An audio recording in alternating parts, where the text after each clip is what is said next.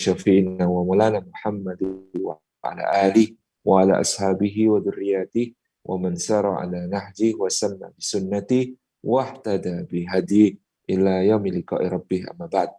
Hadratul afadil, hadratul mukarramin yang kami takzimi, segenap pimpinan Sinergi Foundation, para sahabat Sinergi, rekan-rekan semua yang hadir pada kesempatan pagi menjelang siang ini, Ustadz Muhammad Zaki selaku moderator, dan seluruh hadirin hadirat sahabat Sinergi dimanapun berada.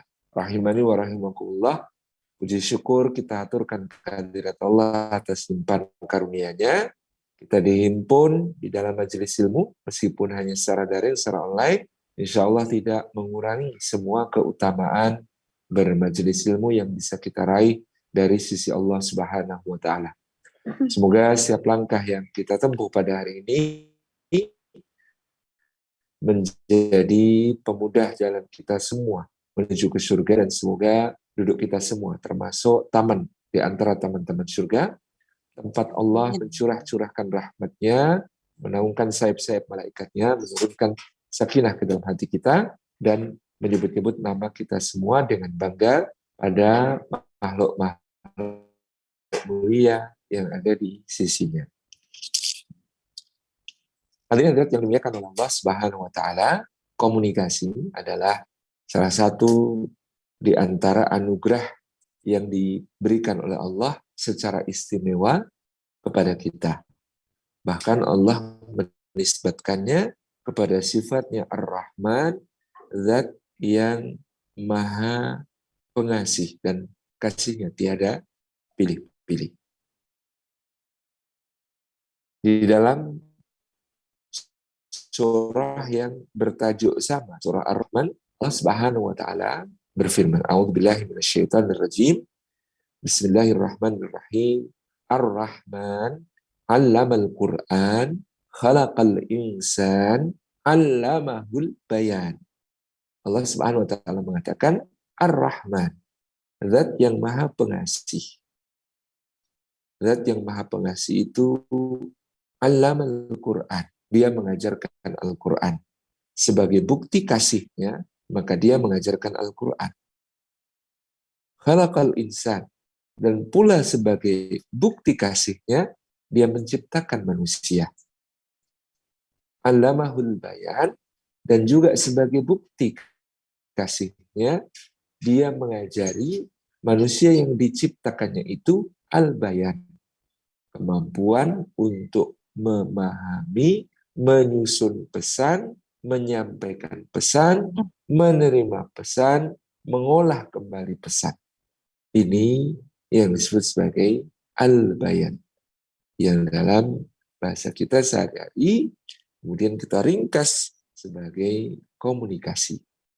Jadi ini sesuatu yang sangat istimewa diberikan oleh Allah Subhanahu wa Ta'ala kepada manusia untuk mampu satu sama lain menggunakan aksara, kata-kata, kalimat di dalam saling menyampaikan makna dan saling memahami makna di antara mereka. Maka kemampuan komunikasi di antara manusia tentunya menjadikan kita harus bersyukur kepada Allah Subhanahu wa Ta'ala.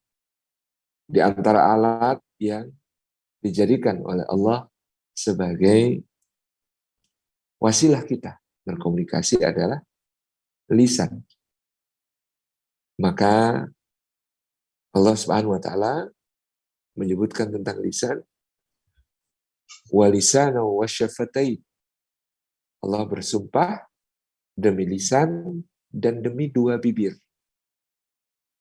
Al-Imam As-Suyuti dalam Ad-Durrul Mansur, tafsir beliau yang didasarkan pada riwayat Maksur mengatakan walisana wa syafatain, dan lisan dan dua bibir. Ini menunjukkan betapa penting sekaligus gentingnya lisan dalam hidup manusia. Ada mata, ada kemaluan, dan ada lisan. Tiga hal ini, kata Imam Suyuti, merupakan titik-titik yang potensial membuat dosa bagi manusia, menjatuhkan manusia ke dalam maksiat kepada Allah dan kehinaan. Untuk mata, Allah memberikan segel berupa dua kelopak, sepasang kelopak mata, atas dan bawah, ditutup. Jadi kalau orang menundukkan sebagian pandangannya, maka matanya selamat dari dosa.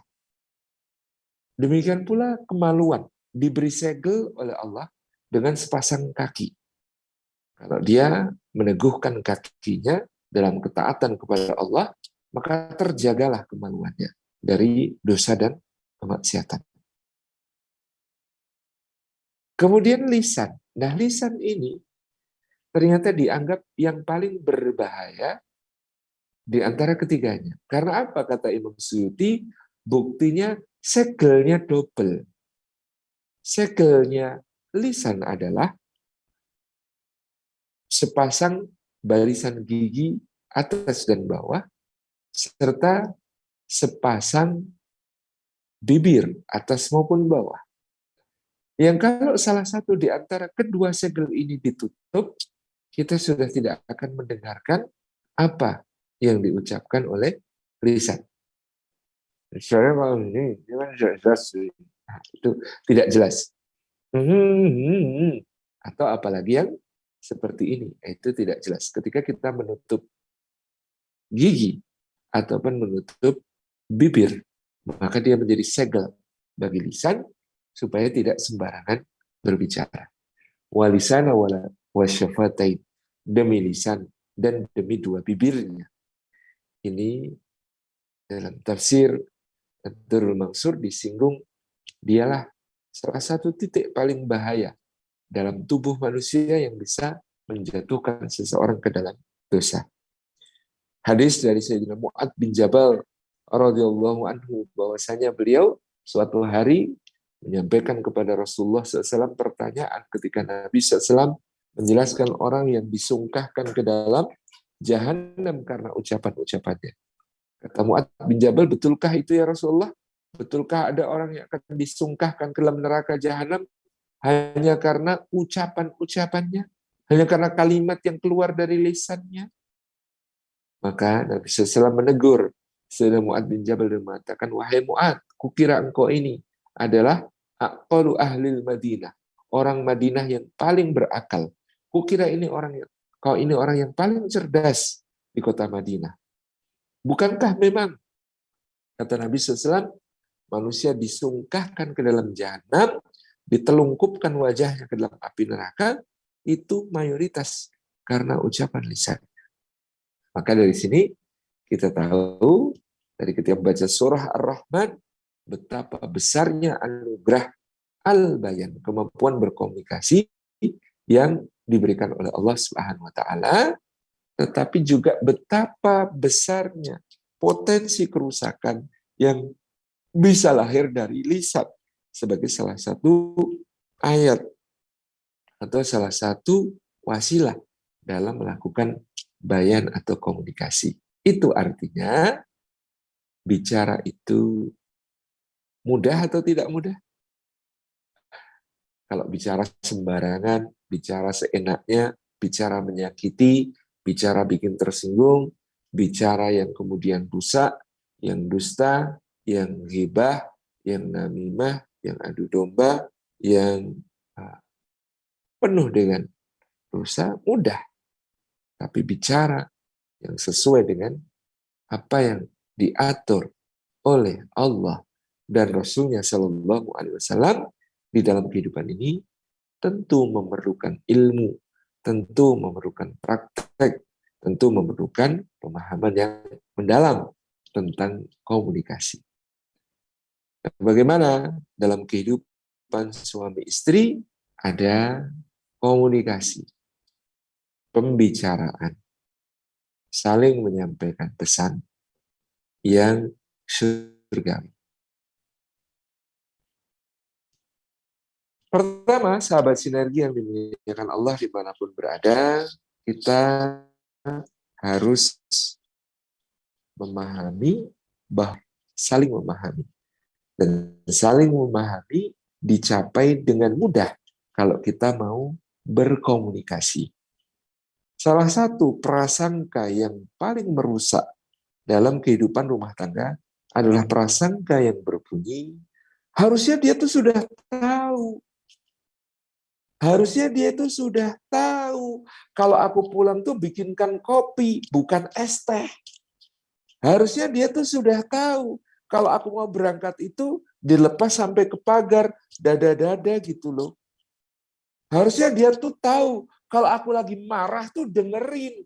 Simak, kontak mata. Bukan ditinggal main gadget.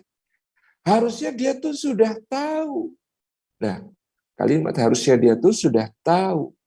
Ini adalah kalimat yang berasal dari kondisi tidak berkomunikasi.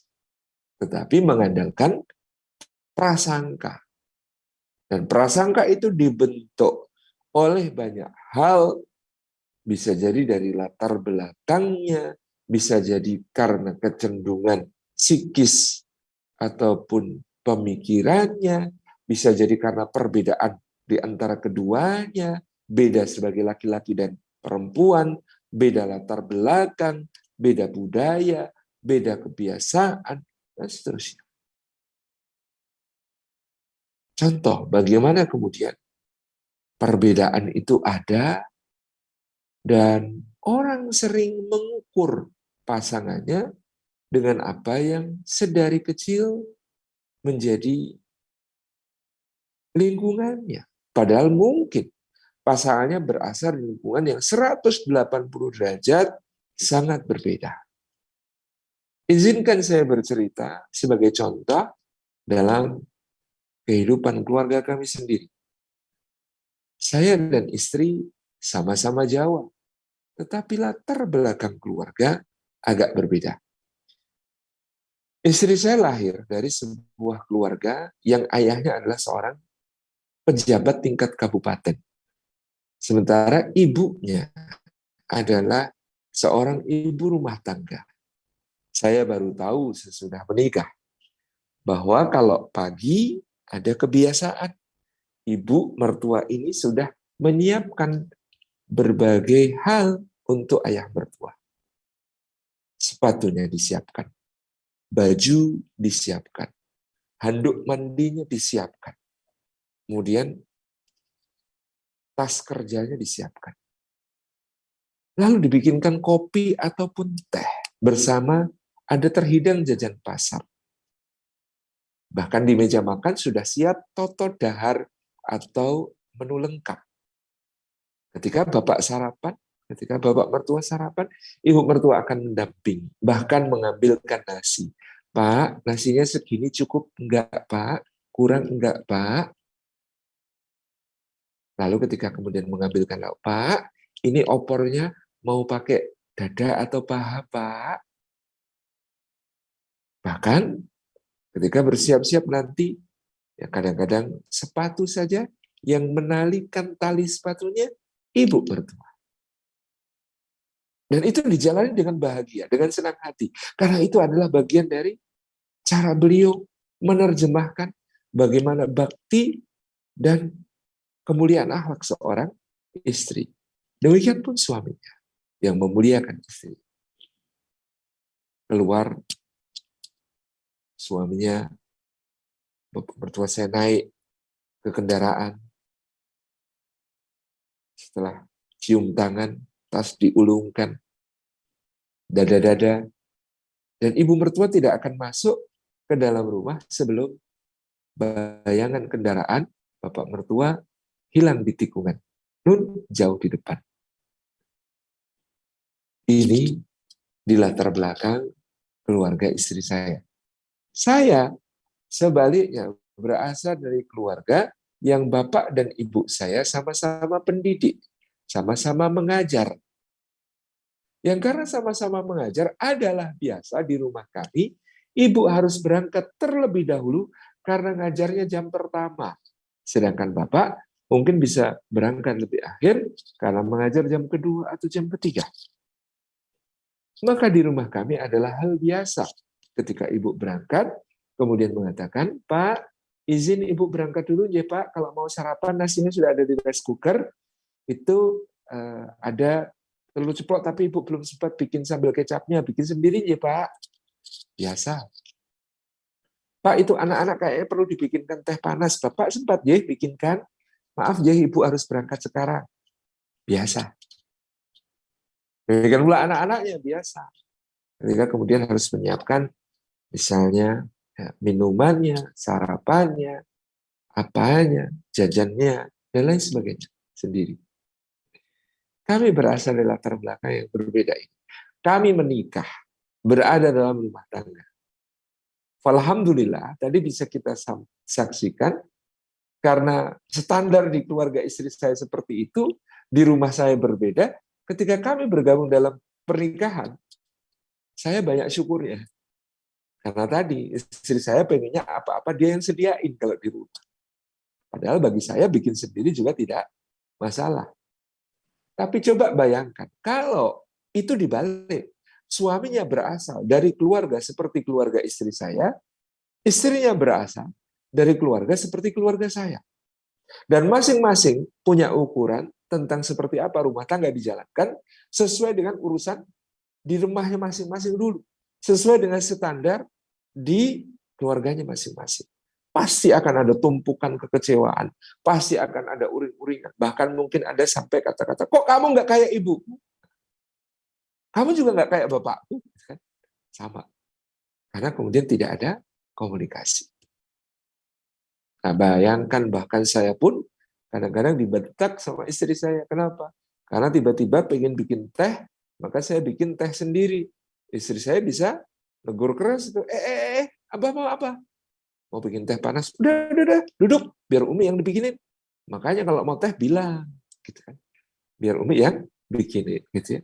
Itu contoh bahwa memang semuanya harus dikomunikasikan, Bapak Ibu yang dirahmati. Jadi ini karena kita punya latar belakang berbeda, maka yang namanya komunikasi, menyampaikan aspirasi, memperkenalkan diri kita agar dikenali oleh pasangan kita, difahami, dimengerti, itu menjadi sesuatu yang sangat penting.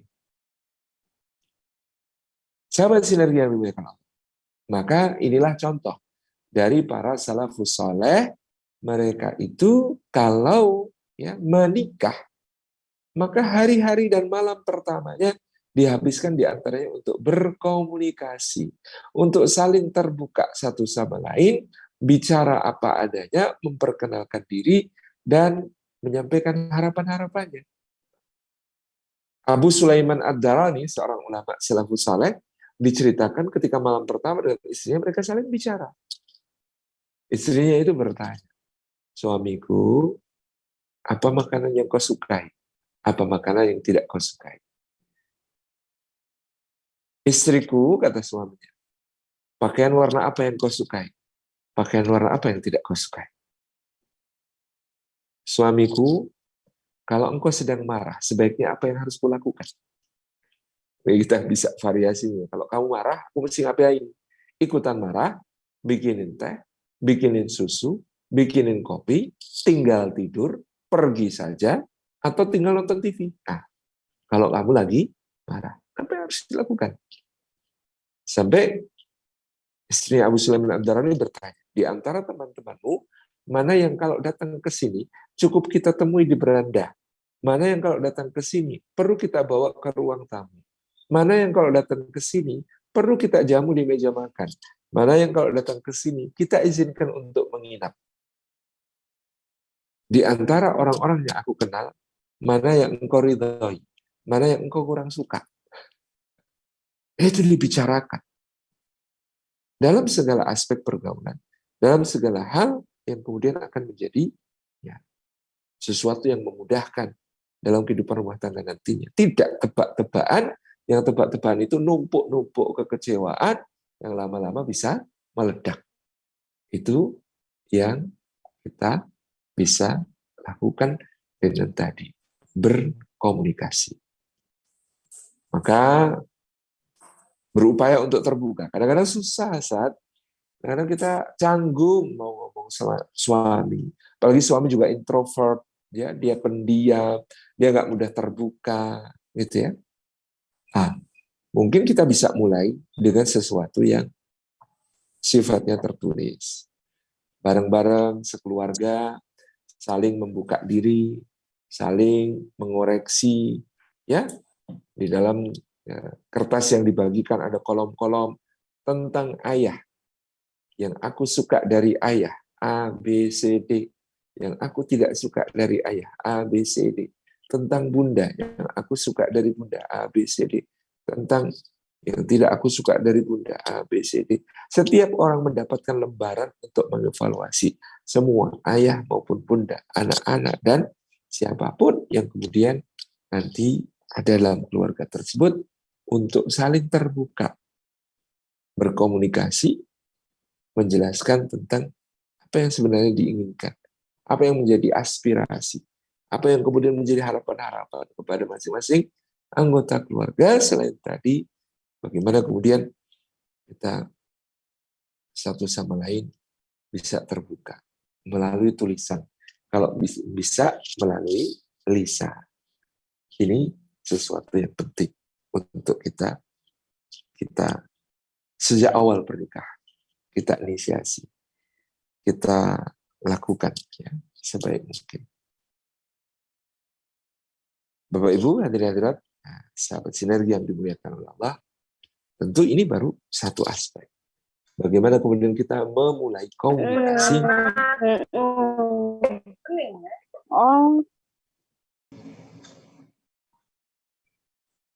sebagai salah satu pilar kunci untuk menjaga rumah tangga kita on the track tadi.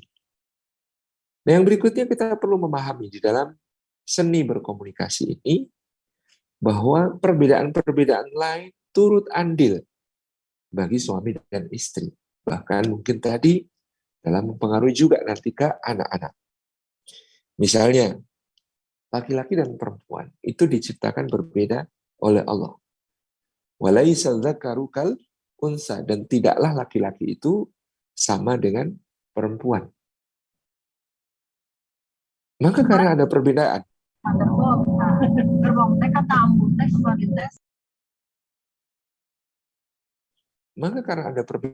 antara laki-laki dan perempuan, cara mencintai laki-laki dan cara mencintai perempuan itu berbeda.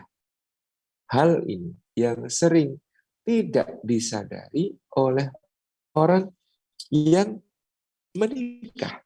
Dia masih kemudian berpegang pada prinsip, cintailah orang lain sebagaimana engkau ingin dicintai. Jadi dia menggunakan cara yang dia harapkan untuk mencintainya dalam rangka mencintai orang lain. Kalau orang lain itu adalah yang sesama, ya, ibu-ibu dengan ukhuwah dengan ibu-ibu yang lain, bapak-bapak dengan sahabat-sahabatnya, teman-temannya yang lain, maka prinsip itu berlaku, cintailah orang lain sebagaimana engkau ingin dicintai. Tetapi kalau itu tentang pasangan kita, tentang istri, tentang suami, maka ini menjadi tidak berlaku. Kenapa? Karena walaisa dzakaru kal unsa. Tidaklah laki-laki itu sama dengan perempuan. Dulu waktu Bapak Ibu rekan-rekan sahabat sinergi mungkin kuliah ya, di kampus, ya, di tangga kampus ada dua orang mahasiswi sama-sama akhwat, sama-sama ukhti, duduk jejeran di tangga kampus, ya, tangannya saling menggenggam erat, yang satu meletakkan kepalanya di pundak yang lain atau kemudian saling menempelkan kepala. Mereka begitu akrab, nangis bareng, ya. Di situ yang satu curhat kepada yang lain, ngobrol akrab dan nangis bareng. Itu biasa kalau kita melihat dua orang akhwat, mereka sedang saling mendukung, mereka sedang saling mengokohkan.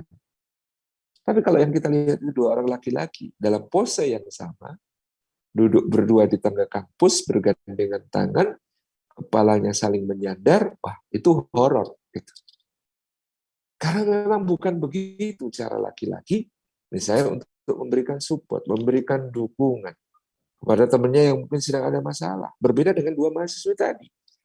Ini saja menjadi bukti bagi kita bahwa cintailah orang lain sebagaimana engkau ingin dicintai, ini menjadi tidak tepat dibawa ke dalam sebuah keluarga.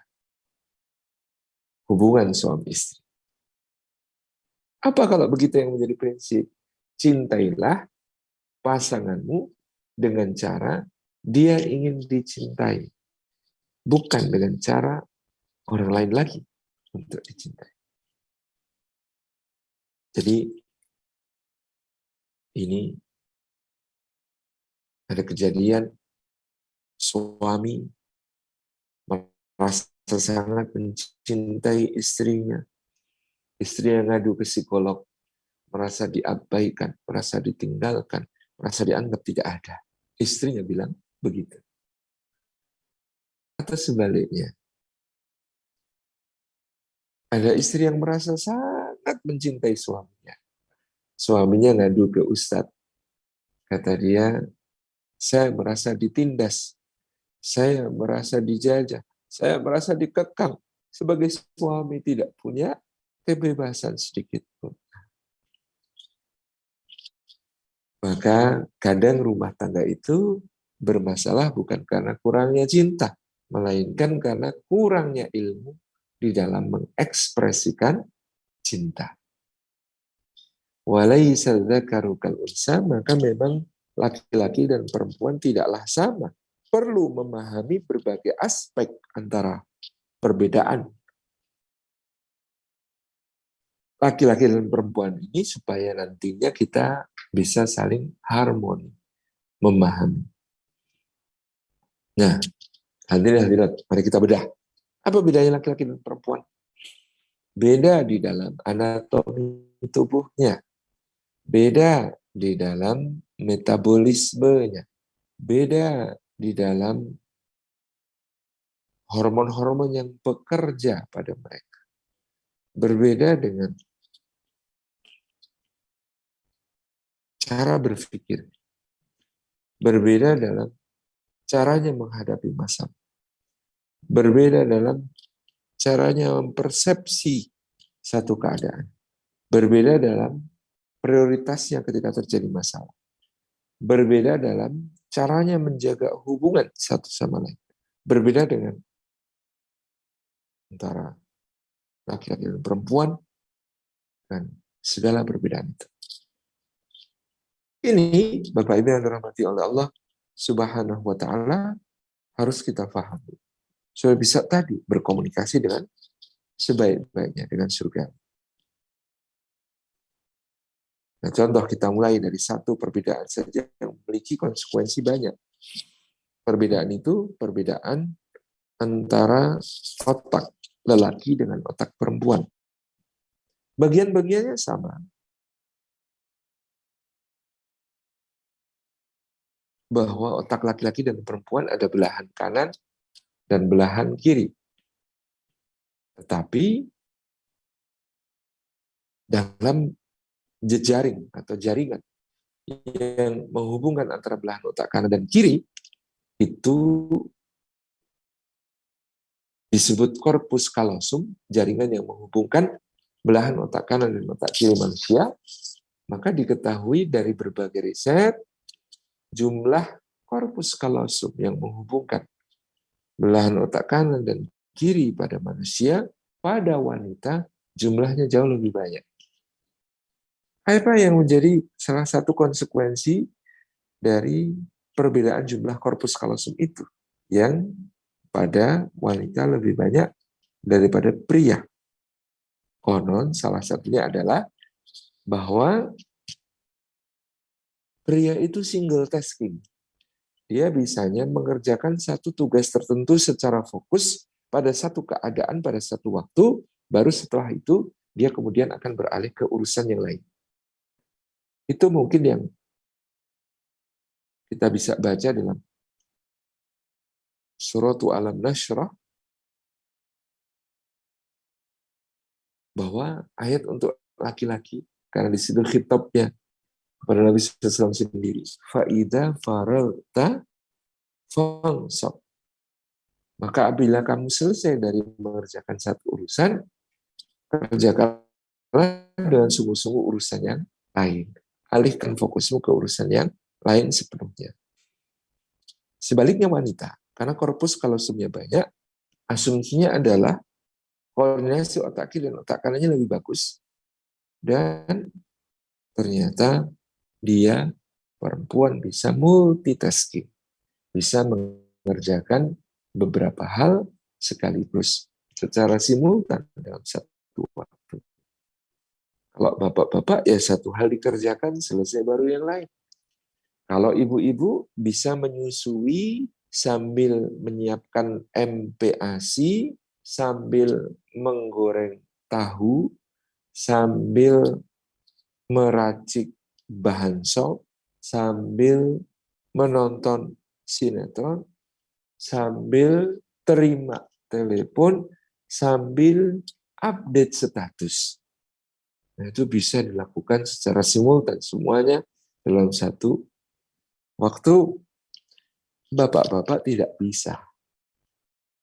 Ini yang akan menjadi masalah ketika apa? Ketika ibu-ibu mengira bahwa bapak-bapak ini semuanya juga multitasking seperti dirinya. Sehingga dia minta kepada bapak-bapak satu pekerjaan yang sifatnya multitasking. Yang membuat bapak-bapak kadang sudah stres sendiri memikirkan hal itu. Contoh, Mas, tolong ruang depan disapu ya, mau ada arisan kecil-kecilan nanti sore. Itu sofa-sofanya dipinggirkan, terus biar di tengah karpet aja. Astagfirullah Mas, karpet kita itu kan kemarin ketumpahan susu ya. Ya Allah, itu bau pasti basi susunya. Tolong dijemur ya Mas. Sekalian nanti kalau gitu kamu ke tempat Bu RT, pinjem tikar. Udah tahu belum Bu RT yang baru? Udah ganti loh. Sekarang Bu RT-nya Bu Joni yang rumahnya ada di dekat pintu gerbang kompleks yang sebelah kanan nomor 3. Nah, itu kamu ke sana pinjem tikar, terus 2 rumah dari rumahnya Bu Joni itu ada Bu Joyo. Aku pesen lemper loh Mas di tempatnya Bu Joyo, itu 50 buah. Nanti tolong kamu ambil sekalian lempernya dan dihitung Mas. Karena Bu Joyo suka keliru ngitung, suka dilebihin 2, 3, kan kita nggak enak kalau kelebihan. Terus nanti kamu bayar ya cash aja, itu kalau nggak salah totalnya 200.000. Terus habis itu kamu ke tempat buati ya Mas ya. Di situ aku pesen kue lapis. Kalau yang ini udah aku bayar, tapi ada kekurangan sekitar 45.000. Nanti kamu bawa uang pas aja ya Mas ya. Buati juga kadang nggak punya kembalian. Nah terus nanti kamu cek juga itu jumlahnya, karena buati juga salah hitung. Malah buati kadang kurang. Pesen 50 dikasih 47, 46 gitu. Jangan sampai kurang ya Mas ya. Soalnya ini aku pasin. Terus nanti habis itu galon kita kan kosong Mas. Kamu bawa sekalian ya, diisi ulangkan galonnya. Terus aku kan mau bikin teh. Nah, biar tetap panas kan harus diwadahin jumbo. Nah, jumbo kita yang di rumah ini udah nggak bisa nahan panas Mas. Kamu mampir ke tempat ibu ya, untuk kemudian ngambil jumbonya ibu, pinjam jumbonya ibu. Ibu kan punya 2, ada yang pink, ada yang biru. Nah, jangan yang pink. Yang pink itu juga sudah nggak bisa nahan panas. Kamu pinjam yang biru aja ya. Oke, sana Mas, berangkat, aku tunggu. Suaminya melulu gitu. Dek, apa aja tadi? Masa harus aku ulang ceritanya? Aku catat dulu ya. Nggak usah dicatat, gitu aja dicatat. Akhirnya berangkat beneran, ngerjainnya satu-satu. Nukerin galon, balik. Mana tikernya? Bentar, balik lagi. Gitu ya. Mana lempernya? Mana habis ya? Macam-macam. Gitu ya. Jadi ibu-ibu mengira suaminya juga multitasking seperti dirinya. Nah, itu yang kemudian akan menjadi penyebab suaminya stres ya dengan permintaan-permintaan yang sifatnya multitasking. Ini contoh. Konsekuensi yang lain konon adalah cara berpikirnya juga berbeda. Laki-laki kalau berpikir itu seperti obat nyamuk muter ke dalam. Konsentris menuju ke pusat. Itu cara berpikirnya laki-laki.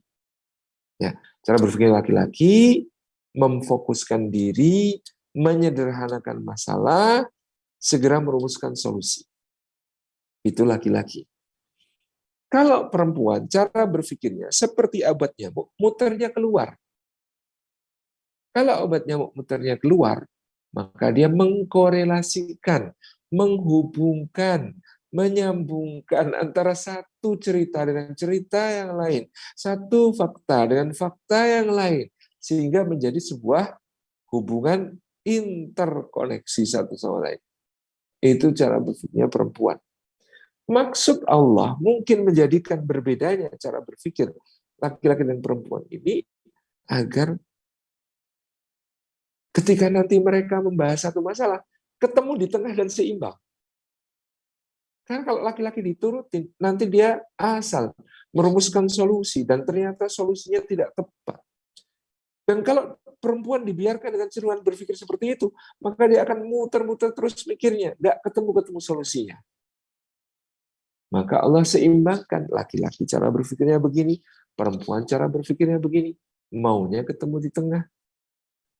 Maka kalau rapat itu kita sering mendengar.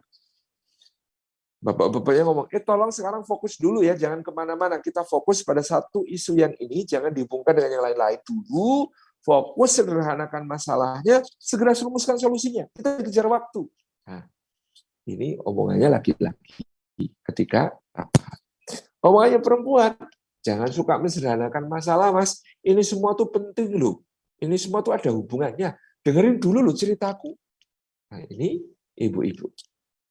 Cara berpikirnya berbeda. Karena cara berpikirnya berbeda, cara menghadapi masalah pun berbeda. Di dunia wanita, kalau ada masalah itu artinya sharing is caring. Menceritakan masalah itu bagian dari saling peduli. Mendengarkan teman cerita masalah itu bagian dari cinta kasih dan persaudaraan. Maka ada perbedaan di sini dengan laki-laki yang merasa menceritakan masalah kepada orang lain itu membebani orang lain dan mempermalukan diri sendiri. Kalau ada masalah, semakin sedikit yang tahu, semakin baik. Semakin bisa segera dirumuskan solusi, semakin cepat masalahnya selesai. Itu perbedaan. Maka kalau tidak menyadari perbedaan ini, ada laki-laki pulang dari kantor, tasnya dilempar, tubuhnya dipaskan ke sofa, ya, sepatu dilepas bukan dengan tangan tapi langsung kaki, kepalanya dipegangin begini, aduh pusing, gitu ya. Nah kan ini berarti lagi ada masalah. Maka istrinya bertanya, Mas, ada masalah apa? Dan jawaban semua suami di dunia ini adalah sama, yaitu enggak kok Dik, enggak ada apa-apa. Enggak kok Dik, enggak ada apa-apa. Nah, karena bagi suami, cerita itu, masa saya kowam pemimpin, masalah kayak gini aja harus sharing sama istri, cerita sama istri. Lemah sekali saya ini kalau begitu. Nah, ini perasaannya lelaki. Perasaannya istri, kalau dia memang lagi ada masalah, pasti sharing denganku sebagai yang sudah janji setia hidup mati dengan dia. Mas, kalau aku ada masalah kan juga aku cerita sama Mas. Masa Mas nggak mau cerita sama aku? Suaminya mendengar pernyataan seperti itu dari istrinya, akhirnya dia mengaku. Nggak kok Dek, ini cuma masalah kantor, biar aku aja yang pusing. Maksud istrinya, kalau ada yang bikin pusing, ayo dibagi bersama bebannya, ya kita ngobrol bareng. Bagi suami, dia itu, istrinya itu sudah ngurusin anak-anak, sudah ngurusin rumah, ngurusin dasar wisma, ngurusin RT, ngurusin kegiatan ini, itu.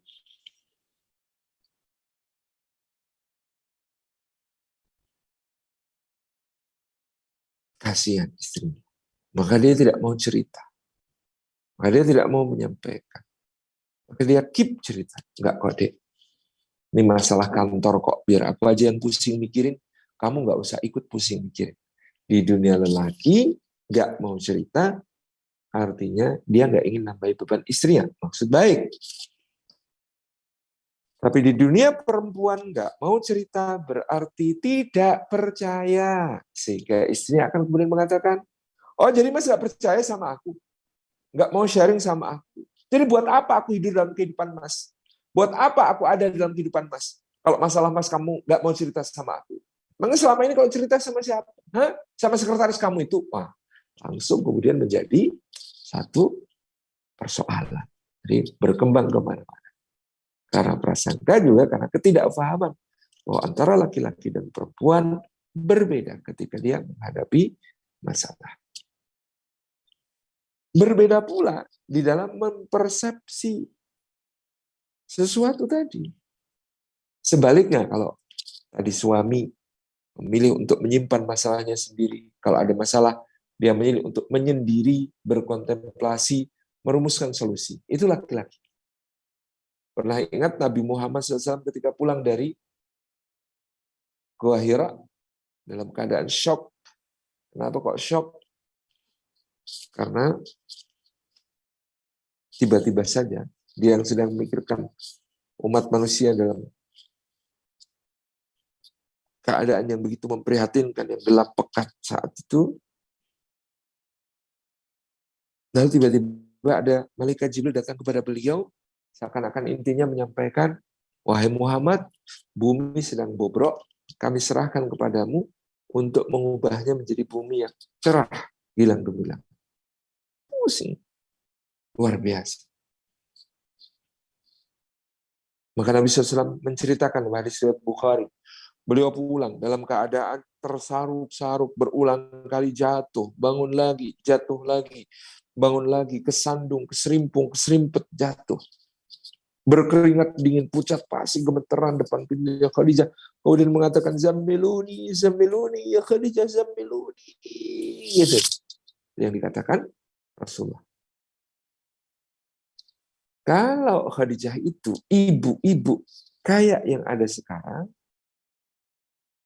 yang kemudian nyerocos, ya Allah mas, kenapa ini mas kok sampai kayak begini? Ayo sini dulu mas, cerita dulu mas sama aku, biar aku juga tahu mas.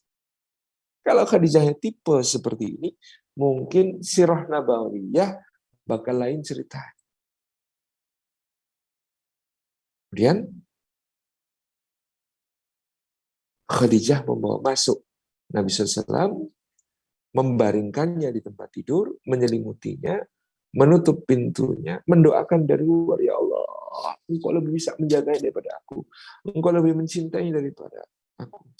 Jagalah dia dari semua akar musuh-musuh. Gitu ya.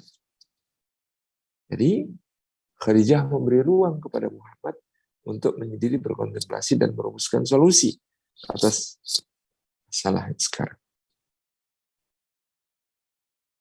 Tapi ini juga PR bagi laki-laki untuk mau sebaliknya mendengarkan cerita istri. Nah kalau laki-laki tadi ceritanya itu nadanya adalah, Mi, kemarin ada masalah loh di kantor. Oh ya Allah, terus gimana mas? Ayo cerita sini mas. Kata suaminya, tenang dik, sudah mas atasi, sudah selesai. Nah itu ceritanya pria. Tapi kalau ceritanya wanita tentu juga berbeda. Ceritanya wanita itu, ya Allah mas, aku hari ini capek banget mas, ya Allah. Numpuk semua cucian. Numpuk pula piring dan gelas kotor semua. Anak-anak tetangga pada berdatangan dan resek semua. Tamu-tamu nggak berhenti-berhenti. Aku sendiri ini kayaknya kecapean sampai sakit, masuk angin gak enak badan, aku capek mas, capek. Dan saya, si istri ngomong begitu. Maka apa yang harus dilakukan suami? Kadang-kadang suami yang nggak ngerti, cuma sekedar masih terpegang gadgetnya, mendengar cerita istrinya, ngelirik sebentar, lalu sampai pada kesimpulan. Lalu dia jam tuh konklusinya mengatakan, sabar ya Mi, insya Allah bulan depan kita cari pembantu. Sabar ya, insya Allah bulan depan kita cari pembantu. Di dunia lelaki, inilah solusi. Kalau istrimu kesulitan ngurus rumah karena kecapean, berarti dia perlu dicarikan pembantu.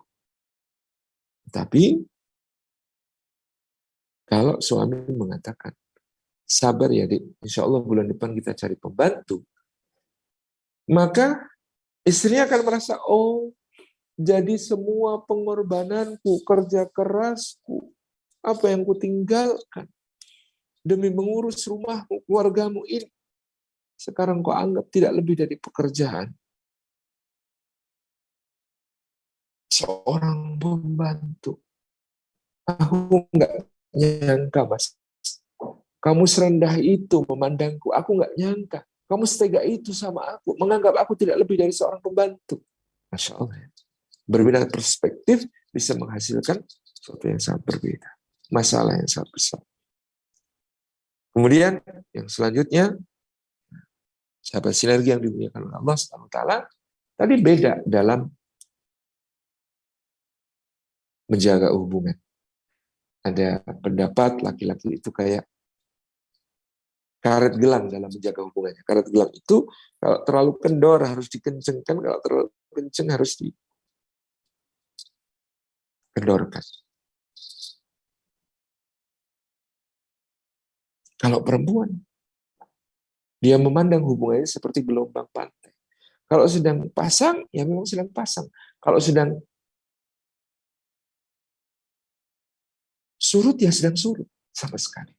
Itu perspektif perempuan.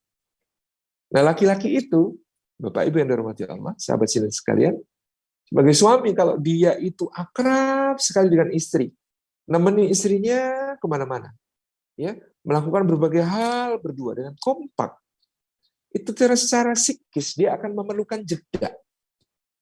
Dan itu yang menjadi sifat laki-laki yang lain, yaitu berhitung. Karena aku sudah mendampingi kamu sama anak-anak selama sekian jam, boleh dong aku punya waktu untuk diriku sendiri selama beberapa jam, berapa menit. Itu sifatnya laki-laki. Ngitung dia. Maka dia akan melakukan hobinya. Dia sepedaan, dia mancing, ya. Dia pergi menemui teman-temannya yang satu hobi, dan lain sebagainya. Karena apa? Karena memang dia tadi perlu menguatkan rujulah atau sisi kelelakiannya. Dia nggak bisa nyampur perempuan terus setiap saat. Itu bagi hatinya sebagai laki-laki akan ada luka. Maka dia akan perlu. Kalau dulu berkuda, sekarang diganti sepedaan, naik moge, dan lain sebagainya. Itu rujulah, itu seorang tentang kelelakian. Kalau dulu berburu, sekarang tinggal mancing, ya memanah, lempar pisau, dan lain sebagainya. Merupakan perwujudan dari hobi-hobi yang menaikkan nilai rujulah atau kelelakian. Nah, kalau sudah lelaki lagi, karena tadi dia terlalu akrab campur sama perempuan, dia merasa jiwanya terpengaruh. Kalau dia melakukan hobinya, hobi menjadi dia laki-laki lagi. Ketika dia pulang kembali kepada istrinya, maka dia akan membawa cinta yang lebih berlimpah. Cuma kadang-kadang karena mengerjakan hobinya tidak pamit kepada istri, istri sudah menganggap hubungan sedang surut, lagi ada masalah. Maka ketika suami pulang, tanggapan istri dingin. Padahal suaminya datang membawa cinta yang meluap-luap. Pokoknya suami itu kalau sedang pulang dari mengerjakan hobinya, pasti dia bawa cinta untuk keluarganya lebih daripada sebelumnya. Karena itu kompensasinya juga. Dia tadi ninggalin rumah untuk menyenangkan dirinya sendiri. Pasti dia ingin menyenangkan keluarganya juga. Pasti dia juga ingin menyenangkan istri dan anaknya juga. Seperti itu prinsipnya lelaki. Ada hitungannya. Berhitung. Perempuan tidak. Perempuan itu membulatkan. Perempuan itu kalau engkau mencintaiku, kita harus selalu bersatu bersama selama-lamanya. Seperti itu. Itu laki-laki dan perempuan berbeda. Nah, maka bapak-bapak kalau dimarahi pulang dari hobinya, jangan langsung mengambil reaksi yang emosional. Pulang mancing, ngetok pintu. Assalamualaikum Bu, tak bawain gurame nih, sama Nila. Dibuka pintunya. Pergi nggak pamit, kemana nggak ngabari, telat pulang nggak bilang-bilang. Kenapa nggak tidur di empang sekalian? Burak, ditutup pintunya. Apa yang kemudian harus dilakukan seorang laki-laki yang diusir oleh istrinya untuk ke tempat pemancingannya dan pintunya dibanting seperti itu? Setiap istri, ini seninya, setiap istri yang membanting pintu, ya, dan menyuruh suaminya keluar. Sesungguhnya dia sedang berdiri di balik pintu, menunggu pintu itu diketuk lagi. Tapi kalau bapak-bapak ketuk, dia akan bentak lagi, teriak lagi, apa ketuk-ketuk? Tapi sebenarnya di dalam hatinya dia sangat lega karena suaminya nggak pergi. Kalau habis itu suaminya pergi beneran, nggak ngetuk, dia malah khawatir. Aduh, tadi itu kemana? Aduh, itu tadi kemana? Padahal kalau ngetuk lagi, dibentak lagi. Apa ketuk-ketuk? Tapi sebenarnya hatinya tenang, hatinya tentram. Gitu. Ini contoh perbedaan. Lalu beda juga dalam berbicara. Perempuan bicara sehari semalam, konon, ya lebih dari 48.000 kata. Laki-laki itu cuma 7-12.000 kata. Bicara sehari semalam. Maka ini dalam bahasa sehari-hari. Ibu itu lebih cerewet. Tetapi memang Allah memberikan kecerewetan sebagai modal untuknya di dalam kelak mendidik anaknya. Allah dulu mengajari Adam kosakata wa 'allama Adam al-asma'a kullaha. Sekarang ibu yang punya tugas untuk mengenalkan itu kosakata yang sebanyak-banyaknya kepada anaknya. Karena tidak langsung lagi diajari oleh Allah Subhanahu wa taala. Dan karena tadi perempuan itu lebih cerdas secara linguistik. Konon lobus parental, bagian otak yang mengatur cara berbicara. Laki-laki dan perempuan itu, perempuan lebih berkembang dalam cara berbicara. Maka kadang-kadang perempuan itu bicara kalimat tidak langsung yang sangat tidak dimengerti oleh laki-laki. Mas, aku masih harus masak loh, anak-anak belum dijemput. Itu maksudnya adalah tolong jemput anak-anak. Tetapi kalimat itu di laki-laki akan terdengar sebagai kalimat berita biasa.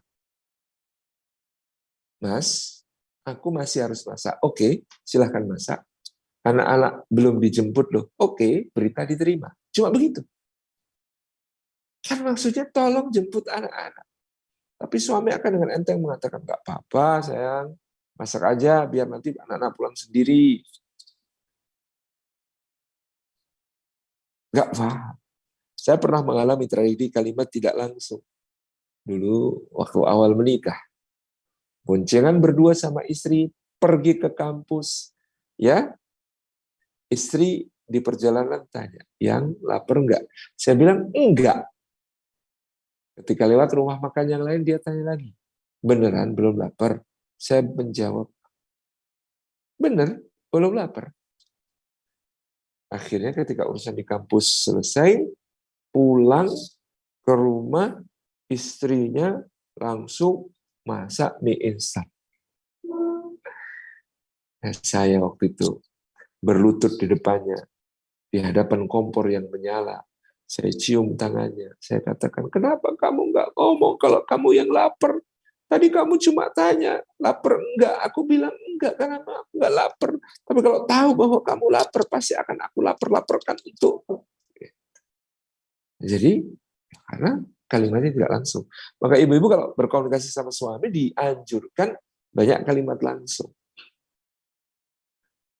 Contoh, ada ibu-ibu komplain juga, sudah kalimat langsung tetap nggak jalan saat, misalnya Pak, Mas, tolong sapu ruang depan, mau ada tamu. Ya, 50 menit kemudian posisinya masih sama. Belum bergerak, padahal tadi bilang, ya. Maka apa yang harus dilakukan ibu-ibu untuk menaklukkan laki-laki? Sehingga nanti apapun yang dia inginkan akan dipenuhi oleh laki-laki itu. Ya, caranya adalah dengan kalau mau menyampaikan sesuatu kepadanya, jangan berjauhan, tapi berdekatan. Jangan posisi atas, tapi sejajar. Duduk bersama, kemudian kalau bisa lutut ketemu lutut, tangannya diletakkan di paha, bilang, Mas, tolong dong sapu ruang depan, mau ada tamu.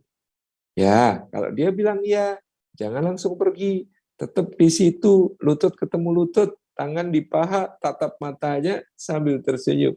Sampai kemudian dia akan membanting korannya dan berkata, iya ya, sabar amat.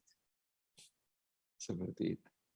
Jadi ini cara berkomunikasi itu berbeda. Nah, Bapak Ibu yang dirahmati Allah Subhanahu wa taala, mudah-mudahan beberapa gambaran ini cukup mewakili perbedaan yang harus kita harmonikan. Oh iya, termasuk soal menghitung tadi. Berhitung. Suaminya jemput telat 1 jam. Istrinya marah-marah luar biasa. Hari berikutnya suaminya jemput telat 10 menit. Marah-marahnya sama luar biasa. Bagi laki-laki, kalau aku telat jemput 10 menit, harusnya kamu marah-marahnya 1/6 marah yang kemarin.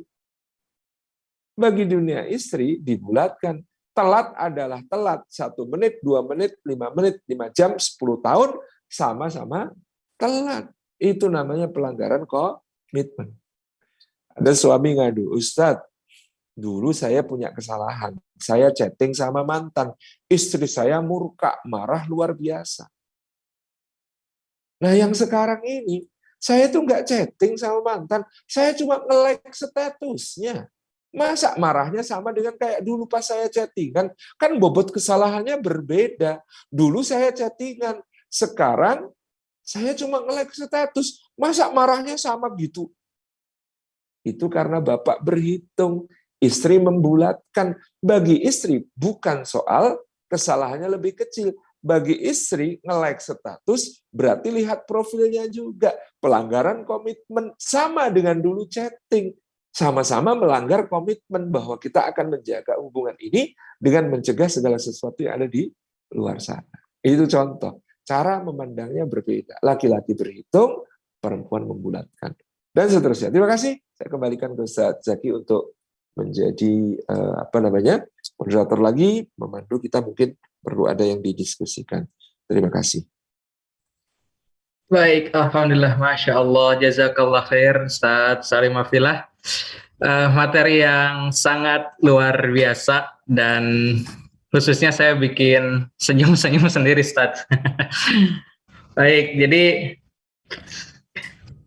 ada beberapa poin yang mungkin saya catat. Yang pertama, komunikasi itu sangat penting ketika kita sejak awal pernikahan, atau komunikasi itu sangat penting untuk kita inisiasi sejak awal pernikahan, karena kehidupan rumah tangga ketika dipenuhi oleh prasangka akan kurang baik juga. Dan juga karena rumah tangga itu kurang baik bukan karena kurangnya cinta, tetapi karena kurangnya ilmu. Itu poin yang saya catat. Baik, untuk selanjutnya mungkin kita ke sesi tanya jawab, dan nanti akan ada door prize untuk sahabat sinergi yang beruntung. Maka jangan kemana-mana terlebih dahulu, ikuti sesinya sampai akhir. Baik, silakan untuk yang ingin bertanya, boleh menggunakan fitur raise hand ataupun fitur chat.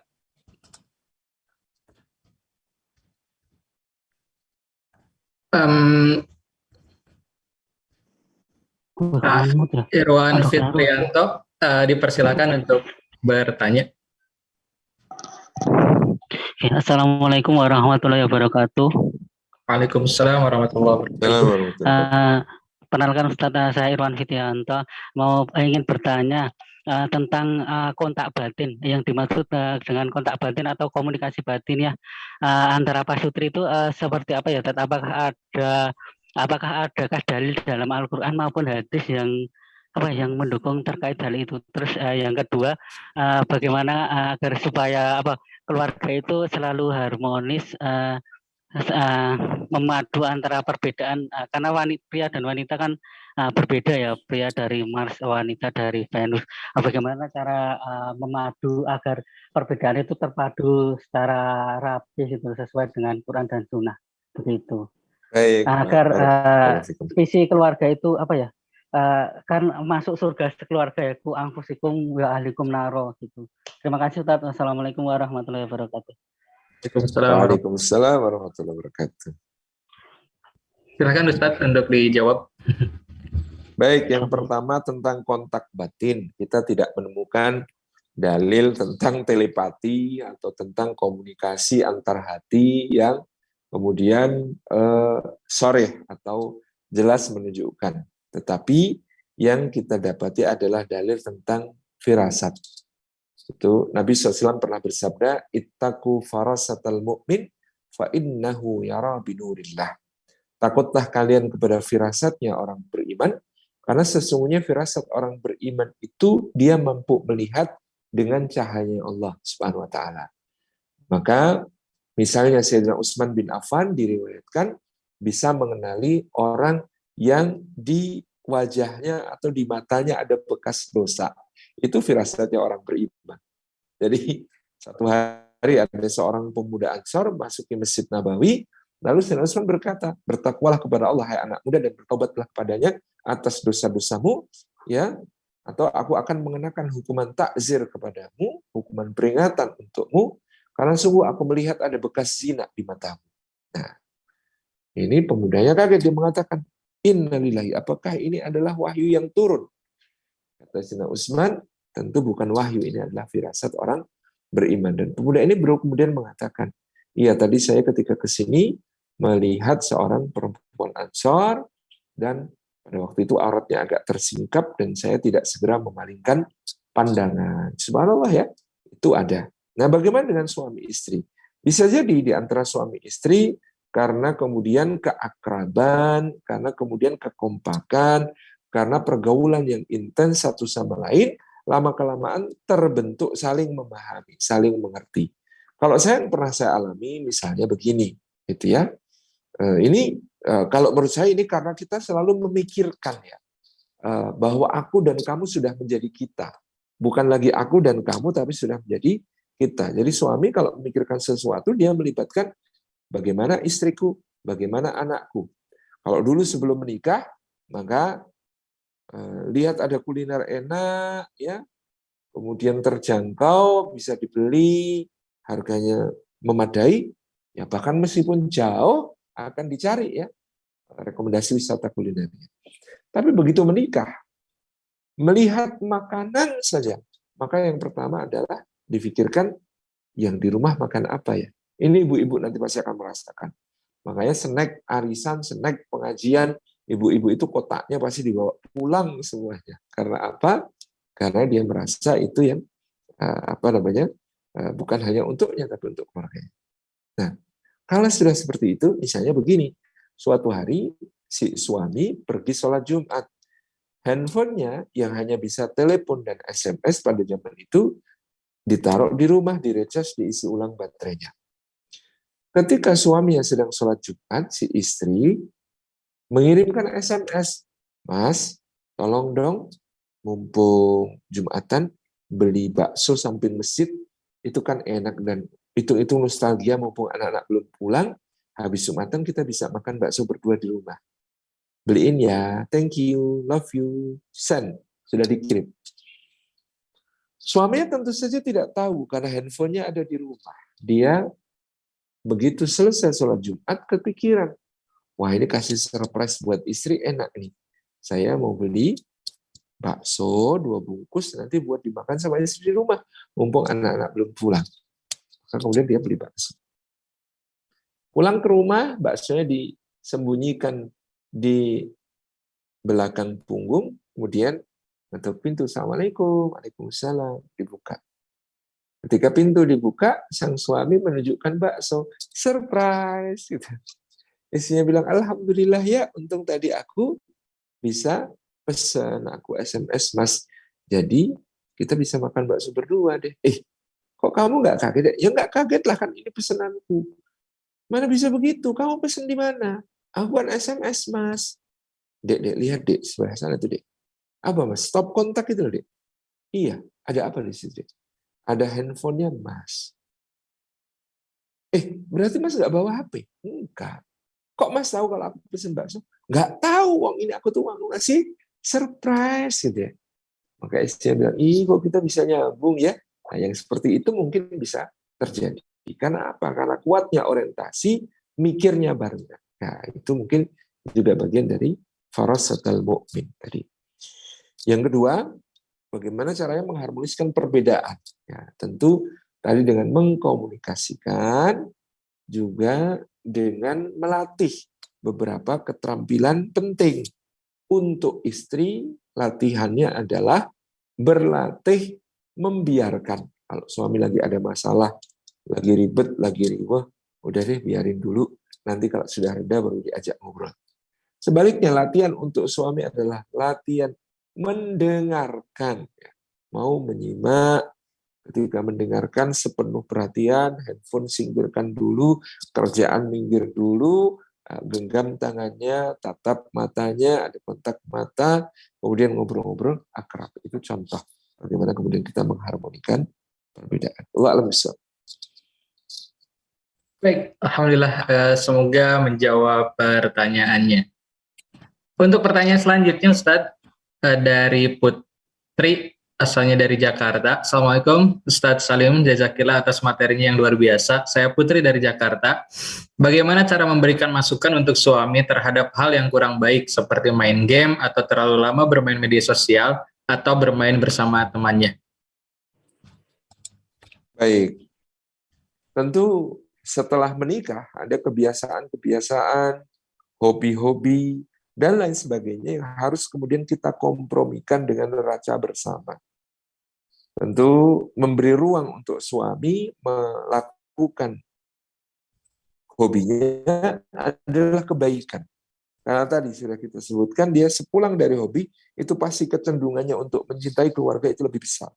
Tapi tentu harus ada batasnya. Ya, maka disepakati, dimusyawarahkan, Mas, aku tuh dukung sebenarnya. Kamu punya hobi, itu bagus. Laki-laki yang punya hobi itu bagus, karena laki-laki tidak punya hobi itu mencurigakan, itu lebih ngeri, lebih bahaya gitu ya. Makanya kalau kamu punya hobi itu bagus. Cuma kan harus ingat waktu juga. Ada haknya aku, ada haknya anak-anak. Nah, maka kemudian diatur, yuk Mas, kamu waktunya untuk melakukan hobi dengan sendiri atau hobi teman-teman, diatur waktunya. Nah, ini bisa dibicarakan, dikompromikan, dimusyawarahkan. Wallahu a'lam bishawab. Baik, untuk pertanyaan selanjutnya, Ustadz, ada dari ini. Assalamualaikum Ustadz, bagaimana berkomunikasi ke anak yang awalnya broken home menyebabkan anak tidak bisa berkomunikasi jika tidak ditanya. Ibunya melarang berkomunikasi dengan kami, melarang untuk bertemu ayahnya, dan suka memarahi kalau bertemu ayahnya, dan suka menjelekkan ayahnya. Tapi anaknya suka sembunyi-sembunyi ketemu ayahnya. Posisi saya saat ini sebagai istri kedua suami saya baru beberapa bulan menikah. Istri yang pertama telah cerai 4 tahun lalu dan juga padahal telah menikah lagi. Saya khawatir kondisi psikologis anak suami saya ini Ada saran Ustadz untuk saya dan suami untuk komunikasi yang terbatas ini? Terima kasih Ustadz. Baik, yang pertama, kalau kita memang memiliki kemampuan, kita bisa upayakan untuk ya banyak mendengarkan. Mungkin baru di stimulus dengan ditanya dan lain sebagainya, agar dia mau terbuka, agar dia mau bicara, ya, agar dia mau kemudian bisa menyampaikan apa yang ada dalam isi hatinya. Tapi kalau kita mengalami kesulitan-kesulitan yang cukup rumit, kita bisa berkonsultasi dengan psikolog. Kita bisa bawa ke psikolog. Ingat, ke psikolog itu tidak berarti gangguan jiwa. Ke psikolog ini hanya dalam rangka untuk menggali. Mungkin ada hal-hal yang memicu dia, sehingga dia menjadi pendiam, tertutup, tidak mau bicara, dan sebagainya. Ya, ini tentu akan menjadi masalah di masa yang akan datang, sehingga perlu untuk kemudian difasilitasi, ya mungkin ada terapi, supaya kemudian dia nanti bisa loss. Saya bisa lepas bicara kepada orang dan lain sebagainya. Saya kira itu. Baik, semoga menjawab pertanyaannya. Dan mungkin itu pertanyaan terakhir dari sahabat Sinergi. Mohon maaf jika ada pertanyaan yang belum bisa tersampaikan karena keterbatasan waktu dan juga ruang. Insya Allah mungkin nanti di lain kesempatan pertanyaannya akan terjawabkan entah di event lain ataupun kesempatan lainnya. Baik, jazakallah khairan Ustadz atas ilmu-ilmunya dan ilmu yang sangat bermanfaat bagi kita semua. Insya Allah semoga bukan hanya hari ini kita mendengarkan dan mencatat, tapi bisa diimplementasikan di kehidupan sehari-hari kita.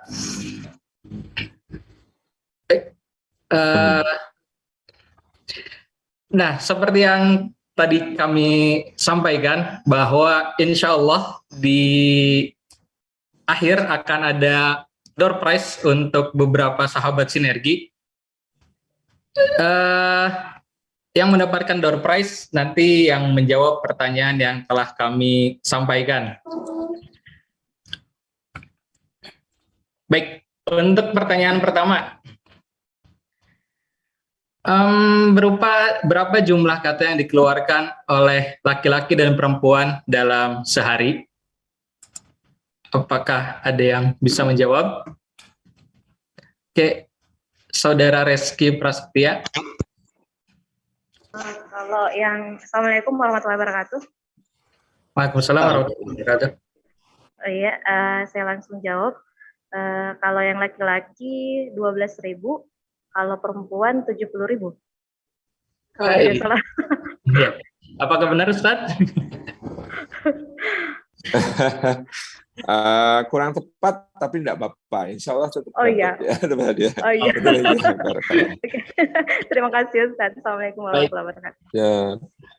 Untuk door prize silakan nanti kirimkan alamat email ataupun Instagramnya di kolom chat agar nanti dihubungi oleh pihak panitia. Baik, iya, terima kasih. Pertanyaan yang kedua, apa yang dilakukan para salafus soleh ketika di malam pertama atau kedua pernikahan?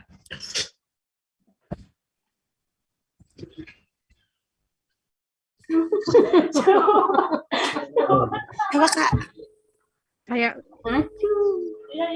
Ya, boleh. Bismillah. Siapa nih yang ditunjuk? Ahmad Fauzi dari Palembang. Bisa. Assalamualaikum warahmatullahi wabarakatuh. Waalaikumsalam warahmatullahi wabarakatuh. Melakukan sholat sunnah 2 rakaat, Ustaz. Apakah betul, Ustaz? Bukan. Saya Ustaz. Mungkin yang dimaksud Saya bukan Ustaz. itu.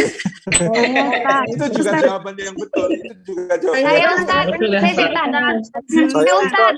Dari materi yang Ustaz nggak kayak begitu. Ibu-ibu Saling mengenal. Berkomunikasi untuk Iya, saling betul, memahami Bunda. satu dengan yang lain.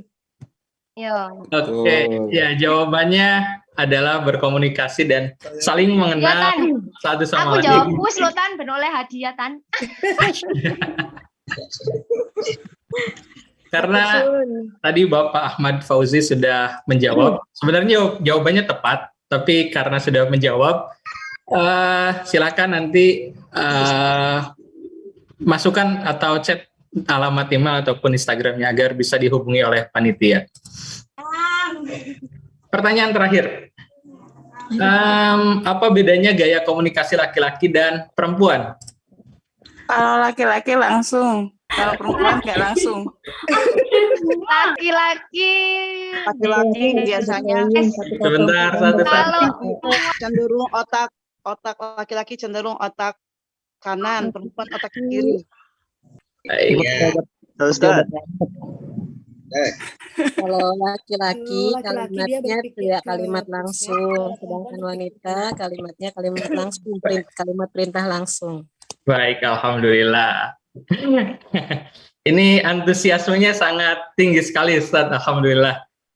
Ya, semoga antusias untuk menuntut ilmu bisa terus dilakukan sampai nanti kita akhir hayat, karena tuntut ilmu ketika kita sampai ke lubang kubur.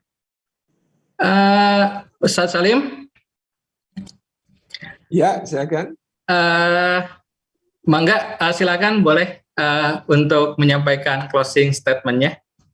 Baik, barakallahu. Ayah, Bunda, rekan-rekan semuanya, sahabat sinergi dimanapun berada yang dimuliakan Allah Subhanahu Wa Taala, komunikasi ini anugerah Allah yang luar biasa. Tadi sudah kita sebutkan, dia ada dalam bukti bahwa Allah itu Maha Pengasih. Yang ketiga, setelah Allah mengajarkan Quran, menciptakan manusia, maka mengajarkan bayan atau komunikasi adalah yang ketiga. Maka mari kita berkomunikasi, mari kita biasakan untuk bicara. Ada iklan, mari ngeteh, mari bicara. Terima kasih. Masya Allah. Intinya adalah berkomunikasi. Karena komunikasi adalah kunci. Bukan hanya di dalam organisasi atau komunitas ya Ustaz ya. Karena Betul. iya, jadi apalagi ini di dalam rumah tangga yang sehari-hari kita bertemu, kita berkomunikasi, dan sehari-hari kita berinteraksi. Baik, jazakallah khair Ustadz atas ilmunya. Semoga Ustadz diberikan kesehatan, terus dilindungi oleh Allah Subhanahu wa Ta'ala. Terima kasih Ustadz.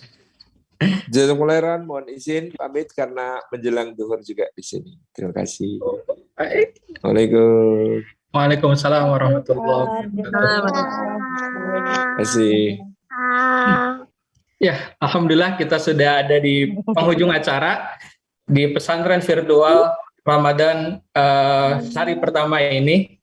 Dan pesantren virtual Ramadan ini disponsori oleh Safari Suci, Waqafa ID, Quran Al-Qasbah, Batu Nunggal Indah Club, At-Taqwa Store Official, dan juga sebagai media partner ada Asmaya Media, Hijrah Fest, 1071, Clyde FM, MKFM Bandung, muslimahdaily.com, Sonora FM, Raka FM Bandung, Res FM Bandung, Info Kajian Bandung, KLCBS, Kajian Bogor, Kajian Indonesia Official, An-Nabawi Media, Hijrah Bareng Official, ngajilagi.id, dan Madani TV.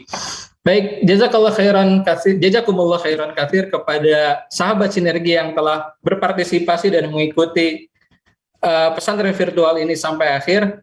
Sampai berjumpa lagi di pesantren virtual di hari berikutnya, hari Senin. Mohon maaf bila ada kesalahan. Wassalamualaikum warahmatullahi wabarakatuh. Sebuah mimpi yang tergores, bermakna keagungan. Sebuah cipta dalam rasa, berbalut keindahan. Likuk gemulai garis tegas mengandung cerita. Batik menjadi sebuah identitas, persona, keindahan, juga kemegahan. Saat sebuah gagasan terbalut karya yang bercerita, menggambarkan sebuah mahakarya. Setiap warna adalah kisah, setiap garis adalah rasa. Semua tertuang dalam balutan mahakarya dari kami, Al-Quran Al-Qasbah.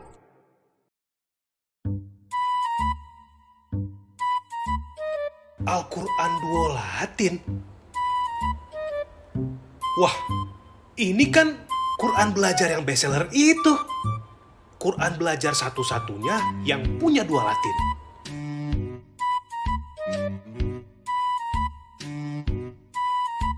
Latin standar dan Latin sesuai kaidah tajwid yang kayak bacaan sehari-hari.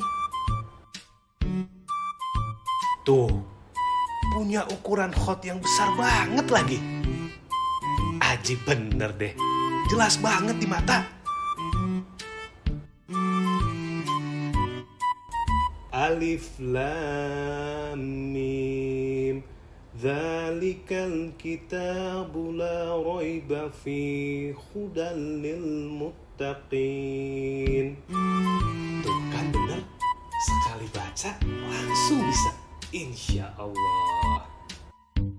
Wah, Masya Allah, keren banget ini sih. Fix, Al-Quran Duo Latin ini sangat memudahkan buat belajar baca Al-Quran.